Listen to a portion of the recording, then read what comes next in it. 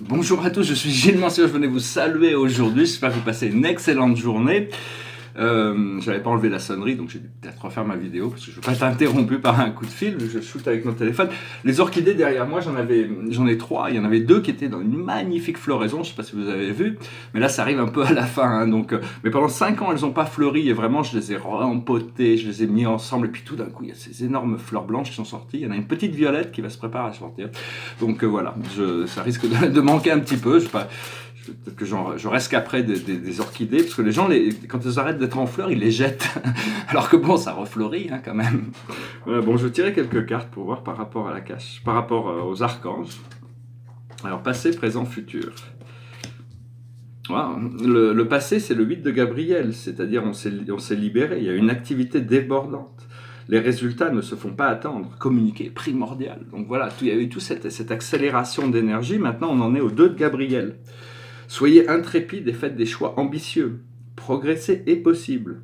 Privilégiez les relations avec des personnes qui voient les choses comme vous, qui se ressemblent, s'assemblent. C'est bien, l'union fait la force, donc ça va être important de pouvoir coopérer, travailler, et puis petit à petit, au niveau planétaire, on va pouvoir se connecter à toutes sortes de gens qui sont dans la même mouvance, qui sont dans les mêmes idées, qui sont dans le même programme pour élever la planète vers un monde de paix, d'abondance pour tous, et de restauration écologique, une sorte de choses qui arrivent. Et le futur, c'est ce qui nous montre dans le futur, c'est le soleil, c'est l'archange Uriel, la lumière, l'archange Uriel, nous l'appelons, nous l'invitons à nous guider, c'est l'archange de pouvoir, c'est l'archange qui maintient cette lumière argentée, c'est la lumière du futur.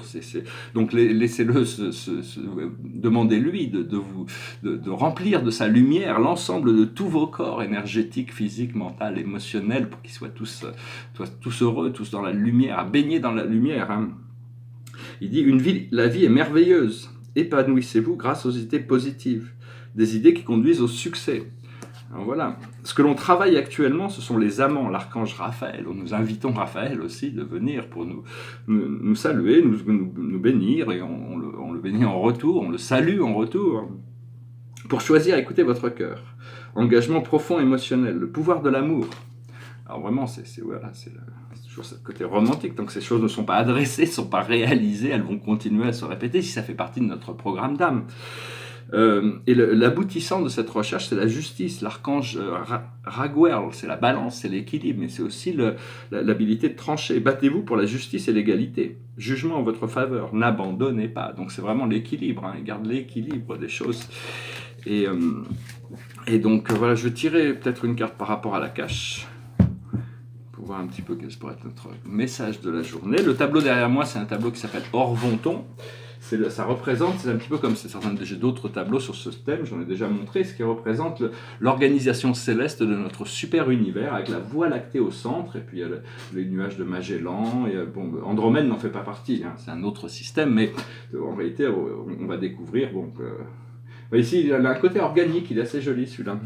Alors, on reste sur la sagesse des Celtes, la sagesse de la connaissance du monde naturel, l'intégration du monde naturel. Travailler, j'ai un ami, un maître qui travaille avec moi, qui pourrait être connecté, on pourrait l'appeler, c'est le seigneur Merlin, c'est un être magique de pouvoir qui travaille avec les mondes naturels, avec les élémentaux, avec le monde des divas, et qui est un grand enseignant spirituel. Donc, je voulais rapidement parler...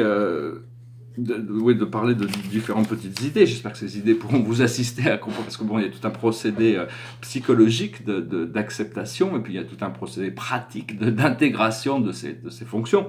C'est savoir on se rapproche vraiment au niveau astrologique. À un moment donné, Jupiter, en 2020, au début de 2020, Jupiter va rencontrer Pluton, ce qui va créer ces bouleversements, puis il y a Jupiter qui va arriver dans le mix en 2020. Donc on se prépare pour des transformations monumentales, mais dans l'attente, on doit essayer de comprendre qu'on n'a plus besoin de vivre ni dans le passé ni dans le futur, même pas c'est que tout, même le présent, de ce qu'on peut concevoir comme le présent, n'existe pas vraiment, puisqu'il est toujours en action. Donc c'est vraiment reconnecter sous cette base de fréquence permanente, éternelle, et savoir qu'il y a deux parties de nous qui ne changent jamais, c'est la personnalité, bien qu'elle puisse se transformer au fur et à mesure. La personnalité n'est pas seulement adaptée, il n'y a pas que l'ego qui peut utiliser la personnalité. Les anges ont des personnalités, les spirites ont des personnalités, mais n'ont pas d'ego.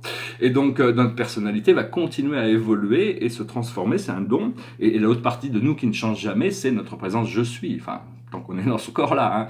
C'est-à-dire que Dieu ne change pas, il est toujours été à la hauteur de quelques challenges qui peut se présenter, puisque bon, c'est un flot d'évolution, et quelles que soient nos actions, il y a une réaction de l'univers toujours, hein, pour nous apprendre. L'ascension, faut comprendre que l'ascension, c'est un procédé éternel, ça ne s'arrêtera jamais. Alors nous, dans les luttes de notre expérience mortelle, on se dit, oh, vivre éternellement dans des luttes comme ça peut paraître infernal. Mais en réalité, pas du tout, parce qu'à partir du moment où on atteint les plans subtils, on vit dans une extase, dans un bonheur permanent, et on vit à l'intérieur de ce champ unifié, hein. Donc il n'y a plus du tout il y a un confort éternel qui se crée. C'est le but de l'ascension.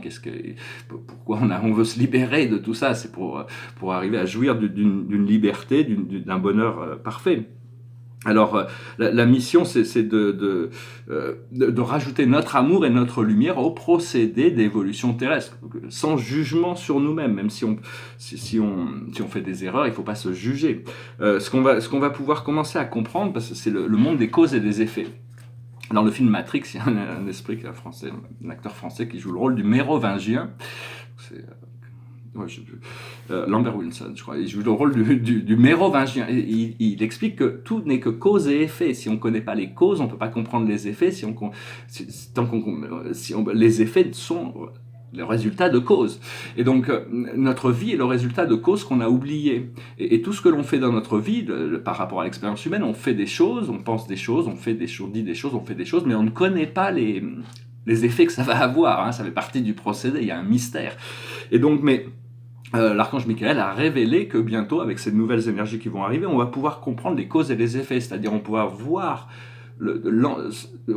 les effets de toutes les causes que l'on a causées, et donc on pourra se trouver une grande valeur dans notre procédé d'évolution, parce qu'on pourra comprendre qu'on a vraiment été utile au procédé de libération de ce monde, hein. Faut comprendre que nous sommes le monde, hein. Et qu'on peut lâcher prise parce que Dieu est en charge, c'est-à-dire que savoir que de croire qu'il y a des choses à faire, que Dieu n'est pas conscient de quelque chose, donc il faut remplir ce trou donc il vaut mieux avoir confiance plutôt que d'avoir peur. C'est beaucoup plus fiable, et savoir que bon, il vaut mieux entretenir l'espoir que les inquiétudes, parce que les inquiétudes vont créer des problèmes dans notre futur, puisqu'on crée des causes qui sont remplies de peur et de doute, alors que quand on a de l'espoir, même si on ne sait pas, l'espoir peut remplir ce vide et savoir que tous les rêves sont réalisables. C'est Dieu qui est venu dans une lettre du ciel. Je recommande ces lettres pour ceux, elles sont qu'en anglais, c'est les lettres du ciel, Heavens, by Gloria Wendroff, c'est des petits messages tous les jours, et dans la présence je suis de cette personne, nous rappeler que tous les rêves sont réalisables, c'est-à-dire que si on le rêve, c'est que c'est possible, et si on le rêve, c'est parce que on est venu ici pour le réaliser, aussi incroyable que ça puisse paraître. Et donc je voudrais vous adresser une question, est-ce que vous avez déjà rêvé que vous voliez? Si vous pouvez me laisser savoir, parce que en réalité, quand on fait ça, c'est pour nous rappeler que dans ces dimensions astrales, on n'est pas limité par la gravité, on a le pouvoir de voler. Mais bon, si on vole et qu'on s'écrase contre un immeuble à cause d'un coup de vent dans nos rêves, on se réveille le matin, on n'a pas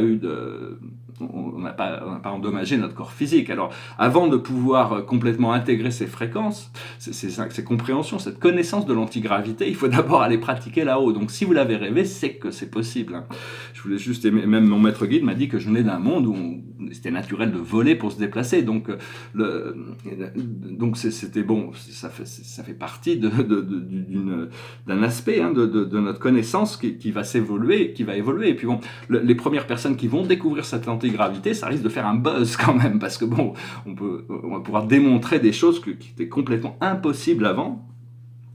Aussi, je voulais juste dire, c'est un petit peu que la vie, c'est un peu comme un programme vidéo, un jeu vidéo.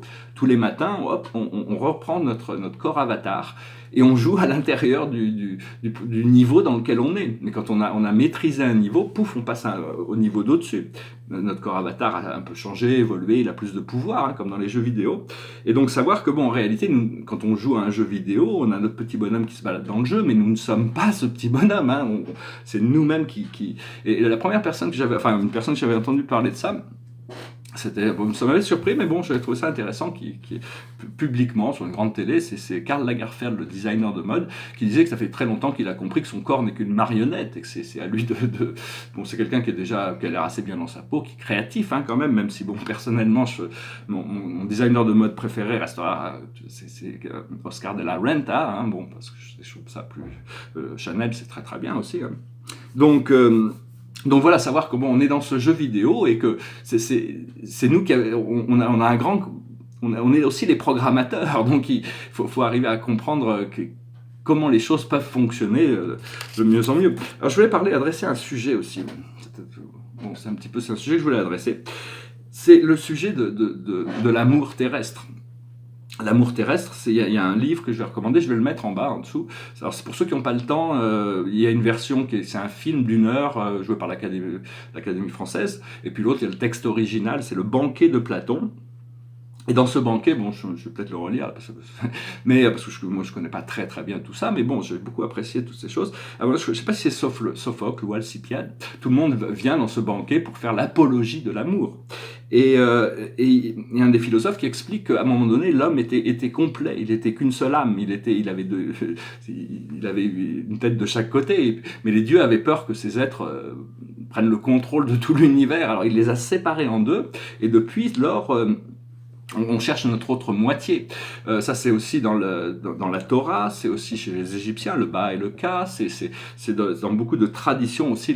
Dans la tradition bouddhiste, il s'agit de l'homme et de l'âme et du corps astral. Alors bon, ça c'est au niveau métaphysique, après ça je vais faire juste exprimer une idée au niveau plus terrestre. Hein. Mais au niveau métaphysique, il faut savoir que si vous êtes un homme, votre âme est de nature masculine et votre corps astral de nature féminine. Si vous êtes une femme, votre âme est de nature féminine, votre corps astral est de nature masculine. Le corps astral, c'est le corps des désirs, c'est le corps de tout ce qui est projection. Et quand l'âme arrive à descendre, le corps astral se manifeste sous une forme personnelle complémentaire. C'est ce qu'on appelle l'immortel dans la tradition ésotérique bouddhiste. Hein, c'est la rencontre avec l'autre partie de nous-mêmes qui est vraiment le jumeau. Hein, c'est un petit peu le partenaire idéal, parfait, éternel, qui nous rendra complet. Donc ça, c'est ce qu'on appelle des âmes jumelles. Hein. Mais l'âme jumelle ne peut pas, par nature, notre corps astral, et on peut pas se manifester physiquement. Les deux ne peuvent pas se manifester physiquement. Par contre, on a prévu dans notre programme des âmes sœurs. En réalité, il n'y a qu'une seule âme, donc tout l'univers est notre âme sœur. Mais il y en a certaines personnes avec qui on est connecté, qui font partie de notre famille, hein, de notre famille d'âme, c'est des connexions qui sont profondes, qui sont vraiment au centre des choses, hein. Et c'est avec ces gens-là avec qui on peut découvrir le plus grand potentiel d'évolution, hein. On avait prévu que ça comme ça. Et je vais peut-être rajouter aussi un lien pour un autre livre, qui est un livre d'1 heure, ça dure qu'1 heure, c'est la Théogonie d'Hésiode. C'est en 1 heure, on peut couvrir, on a une bonne idée, c'est pas en l'écoutant une fois qu'on peut l'intégrer, mais ça nous donne une idée de toute cette histoire mythologique racontée par les muses. Voilà, j'espère que ce message aura été intéressant. Et puis j'ai une petite chanson qui me passe par la tête, alors je vais la chanter juste pour dire. Et c'est une chanson qui parle de l'arrivée de l'hiver. Ah, je voulais... À propos de l'arrivée de l'hiver, pardon, je m'excuse. À propos de l'arrivée de l'hiver, ça c'est le dos, je voulais montrer un tableau qui parle aussi de... C'est l'arrivée de l'hiver, c'est le changement des saisons, mais c'est aussi sur l'idée de guérir toute la nature sexuelle, parce que au niveau sexuel, c'est sûr que c'est des gens qui ont vécu des expériences sexuelles traumatisantes au niveau physique, c'est plus difficile, mais on a tous eu des blessures émotionnelles connectées avec notre nature sexuelle, et maintenant on a besoin de guérir ça pour être libre. Et ce tableau traite de ça. C'est un tableau qui au départ il s'appelait Corée. Corée, ici il y avait marqué Corée, ça veut dire jolie fille en grec, et ça représente l'enlèvement de Perséphone. Ça peut paraître bizarre. Alors ici il y a c'est la déesse, hein, la belle déesse. Ici il y a le symbole de Perséphone, le symbole de Zeus avec le soleil derrière. Il n'est pas fini, hein, donc tout ça va se... Et ici il y a Hadès, hein, qui est symbolisé ici avec Héphaïstos qui est là, celui qui a fabriqué le casque qui lui permet. Puis là il y avait Cérès qui est un peu effacé. Il y a Eunomia derrière qui est très effacé, mais bon, tout ça va se mettre en place. C'est des tableaux sur la mythologie. J'ai beaucoup utilisé les symboles, j'ai plein d'idées pour des nouveaux tableaux qui seront des grands tableaux qui risquent d'être complètement...